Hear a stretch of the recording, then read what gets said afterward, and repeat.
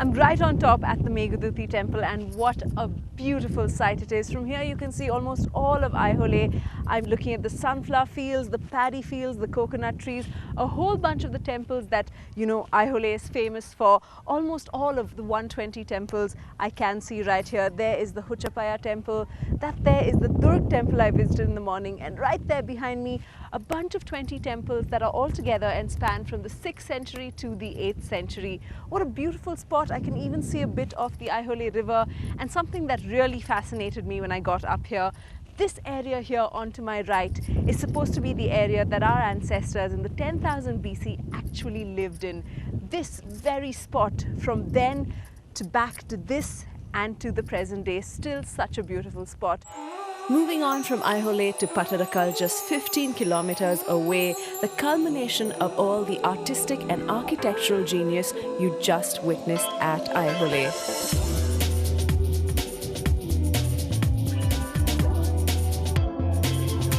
Pattadakal is a World Heritage Site. Aihole, Pattadakal and Badami are famous for their architecture. Aihole was the school of architecture. Badami was the place that it was practiced at, and Pattadakal, the ground of coronation, became the place that this beautiful architecture was perfected in. I'm here in Pattadakal, right between Badami and Aihole. Now, Pattadakal basically means a platform or a stone for coronation, and that's exactly what this entire complex is about. On the banks of the sacred river Malaprabha, this complex houses 9 Shiva temples, all to commemorate and coronate the kings of the Chalukyan Empire. It's absolutely lovely when you look at all these temples. What I like most about this place is the fact that you get to see both styles of architecture, the Aryan as well as the Dravidian. And in fact, in one temple, the Mallikarjun temple, both styles come together to truly create a semblance of superb architecture. It's such an incredible sight. All temples facing east in dedication of Lord Shiva to announce the king of the Chalukyan Empire.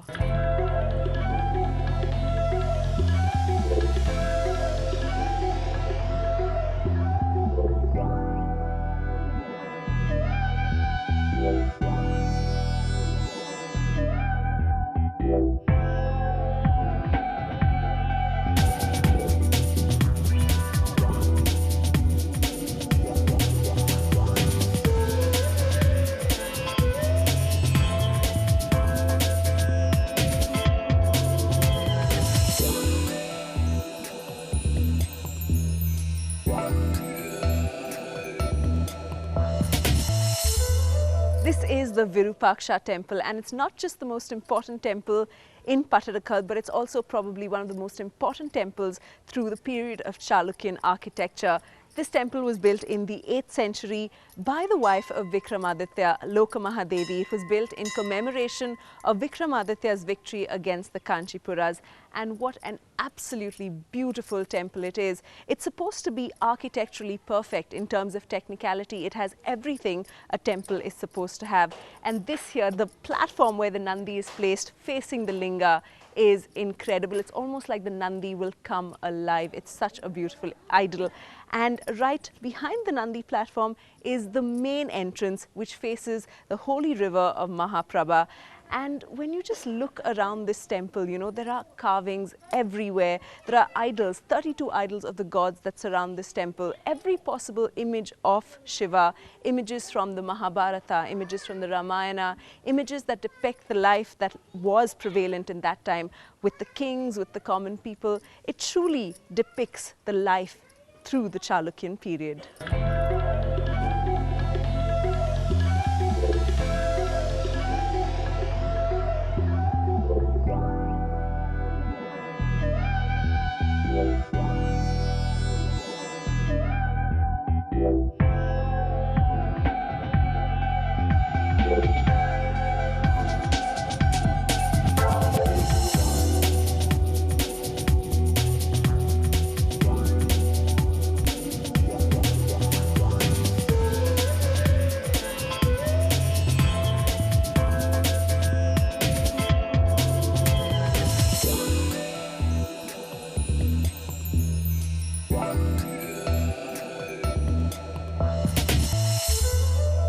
Like I told you earlier, Pattadakal is considered a holy spot, probably because of the river Mahaprabha, which, like the Ganges, flows from the south to the north. Up to 90 kings have been coronated here, and in fact there's an inscription in one of the temples that supports this. 90 kings belonging not just to the Chalukya dynasty but also kings from the Nanda dynasty, the Mauryas, the Guptas, Shagara, Purva, North Indian kings, all these. They have come here to have their coronation ceremony. I guess this place truly is sacred and, well, also has a majestic power about it.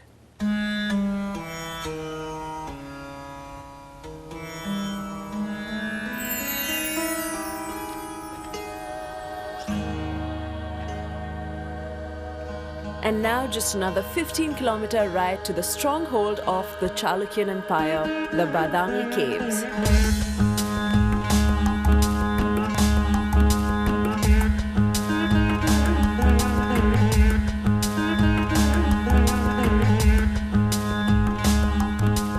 Badami at the Badami Caves, probably one of the most fascinating structures in South India. All these caves, monolithic rocks, have fascinating carvings on the inside, all done during the Chalukyan era from the 6th to the 8th century. And currently I'm standing at a cave that's dedicated to Shiv. Absolutely lovely on the inside. The work is so detailed, so intricate. There are 3 other caves that I'm on my way to. 2 of them dedicated to Shiva, 1 to Mahavira. This place, the caves, the Badami Caves, isn't just about religion, carvings. It's also about a fantastic location, lots of stories, and, well, just some incredible carvings.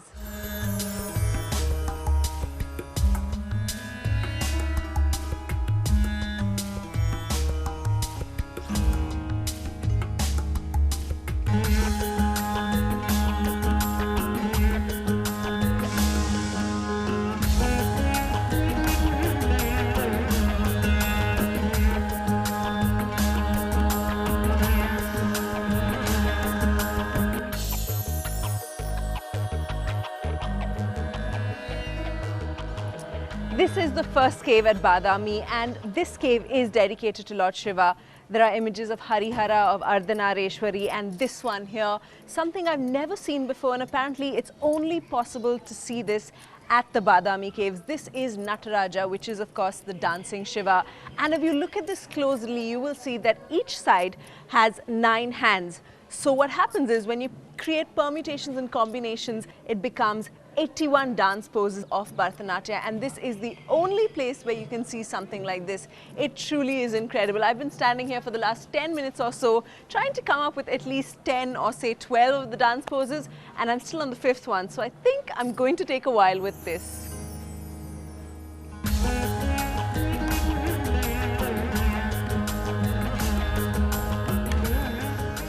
The first cave has been promising, 3 more to go, and I must say the higher you go from here, the more beautiful and exotic the view of the town gets.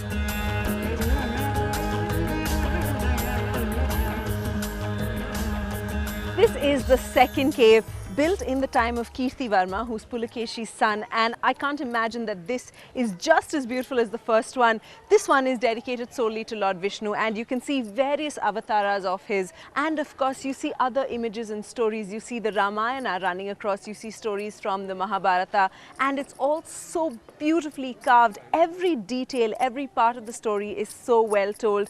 I guess one of the reasons they had these carvings on the walls was not just to show Vishnu, but also to tell people the stories, to tell people stories of morality and goodness. Absolutely beautiful on the inside.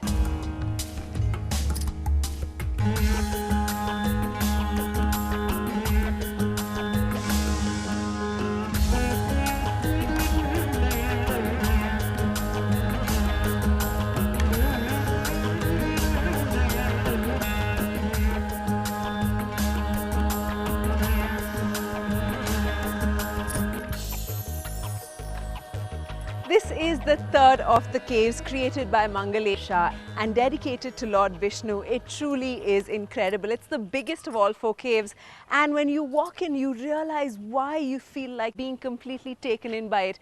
Every image of Lord Vishnu there is so big, it's life-size, it literally comes out at you from the walls itself. Of course, the images are pretty much the same as we saw in cave number 2, the image of Varaha, Vamana, but there's this very unusual one which is called the Ananta Asana, which has Vishnu sitting on a snake, not sleeping on it, sitting on it. So he looks basically like he's sitting on a throne. So he looks like royalty, like a king, and it's just the most beautiful image ever.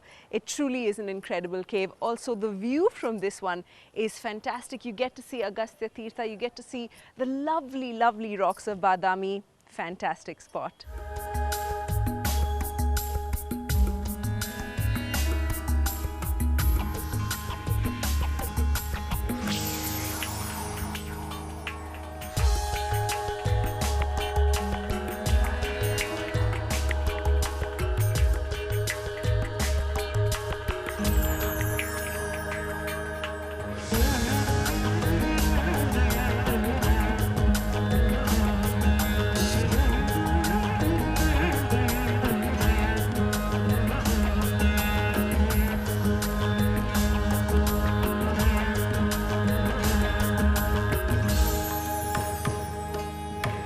This is the fourth cave dedicated to Mahavira. This was built by Pulakeshi II when he converted to Jainism, and it's an absolutely lovely spot. It's quiet, it's calm, it's serene. This cave is so intricately carved. You have, of course, an idol of Mahavira. There's also carvings on the walls of the first Tirthankara, Rishabhanatha Adinatha. On either side, you also have another Tirthankara carved on the wall, and you have images of 24 Tirthankaras. It's absolutely beautiful, and I think more than anything else, the location really makes it such a gem of a cave.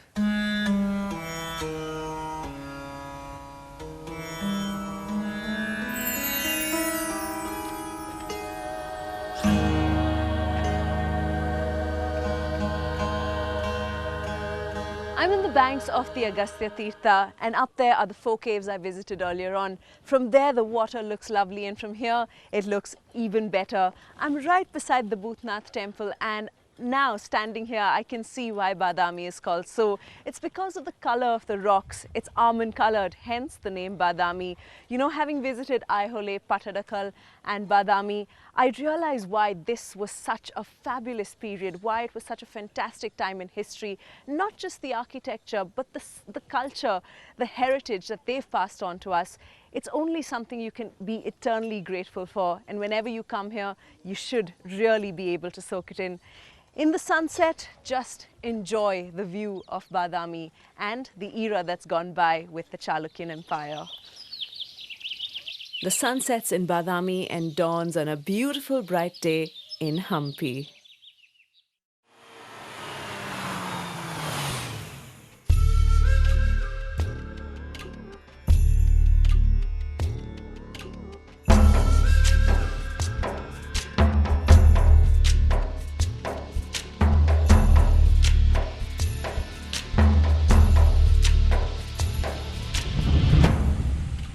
If dreams were etched in stone, you'd find them here at Hampi, a World Heritage Site, a city of ruins, probably the most captivating and historic sites in all of South Asia, packed with palaces, temples, market streets, fortifications, and an abundance of ancient monuments. Hampi takes you through a sojourn into the past.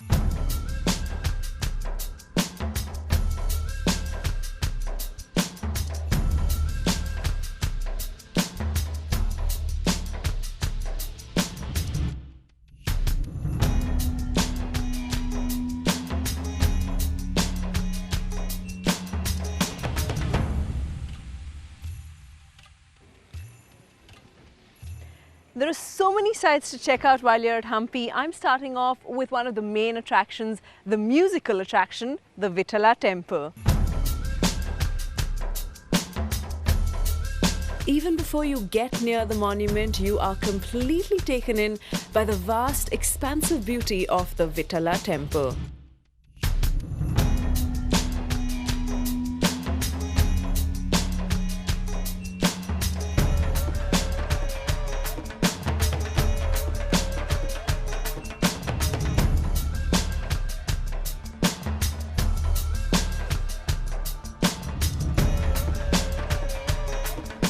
This is the famous Vitala temple, known for its glorious 56 pillars of music. It was here that once the sun set, the worship of Lord Vishnu would begin and the music would resound right through these hills. This temple was built in the 16th century during the rule of Sri Krishna Deva Raya, and it still looks just as glorious and beautiful as it did in the past.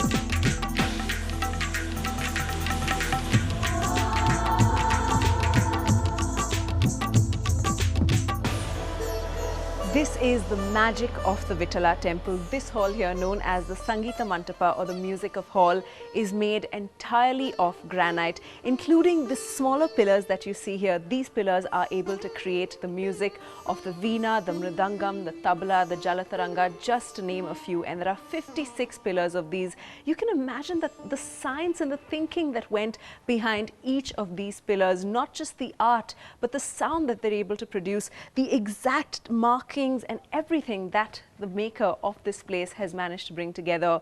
Inside there is the Hall of Dance, which is where all the cultural dance happen, again in worship of Lord Vishnu. It's unbelievable when you're standing here and you're looking at this. You just can't help but marvel at the absolute genius of this temple.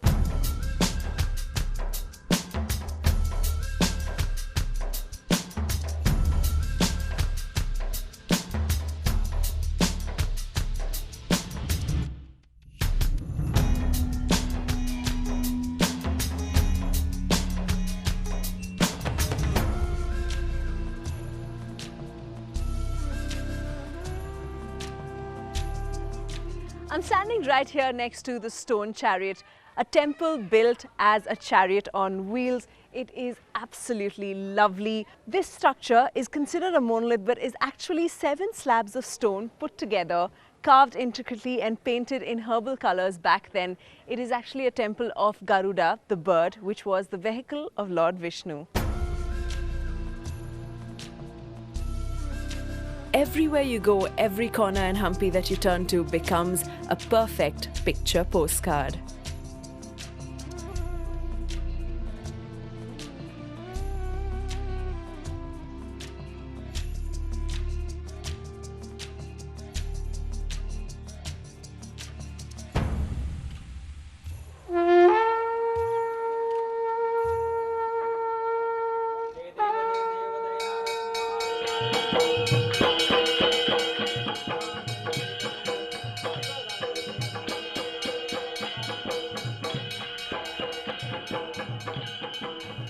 I'm at the Virupaksha temple right now, dedicated to Lord Shiva and his consort goddess Padmavati.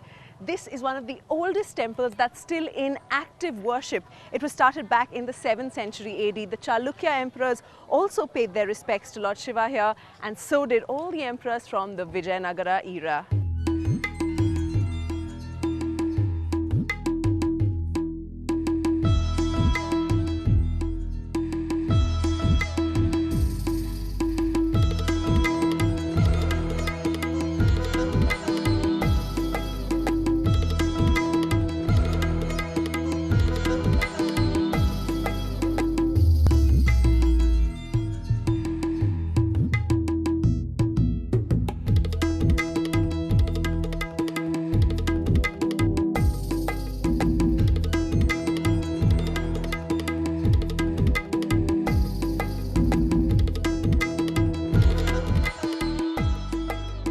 As I said earlier on, this is one of the oldest temples that's still in active worship, and every king who has been in this area has added to this place in some way or the other. To start off with, in the 7th century AD, those temples were probably built by the Chalukyas, the pyramid-like structure behind me. And here, the main temple itself, the Virupaksha temple, The first gopura there was built by Hakka Bakka in the 14th century. This really big one was built by Praudadevaraya, and the one in the middle was built by Krishnadevaraya during his coronation, adding not just to the charm of this place but also sort of to the magic. And I guess every king who's come here has built something, either a gopura, a small temple, an idol, not just to add to the spirituality of the place but also to the power of his own kingdom.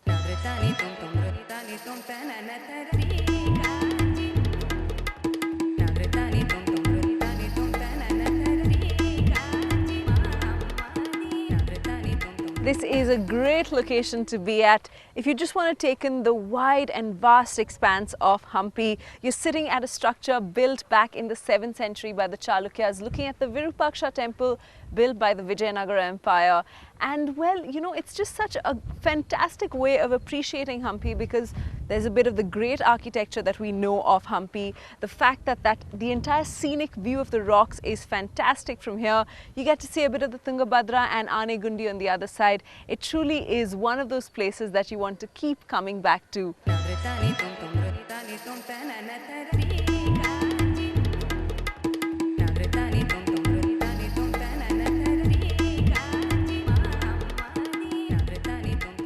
Now this of course is the regular terrain of Hampi, all these rocks and boulders. I've gotten quite familiar with it and I'm also really fond of it. And look what I come upon. Paddy fields, coconut trees, right in the middle of all these rocks. It just looks so beautiful. A green patch of cultivation amidst what is classically Hampi.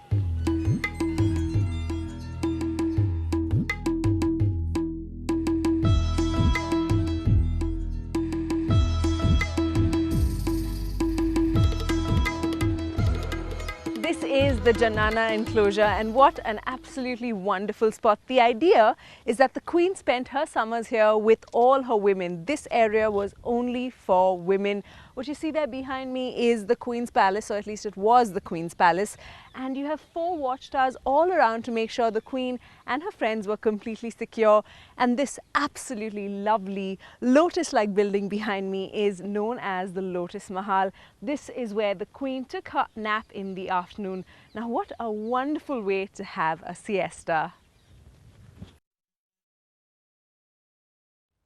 Another huge attraction in Hampi are all the excavated sites. There are quite a few, and this one is probably one of the most prominent of them. The entire area is the King's Palace, excavated about 20 years ago. This used to be the King's living quarters, and this used to be his assembly. This is where he addressed his people. This assembly hall actually had 100 pillars. Can you imagine? It must have been absolutely fabulous. And in the far end there used to be the Mahanami Dibba, where the king and his family would go up and greet the idol of the goddess. And this area where I'm standing right now is where the king sat to address his subjects. I can tell you, it feels like a mighty powerful spot. I feel like the king of the world. Or is it queen? I'm going to go with king. It sounds more powerful. I'm the king of the world.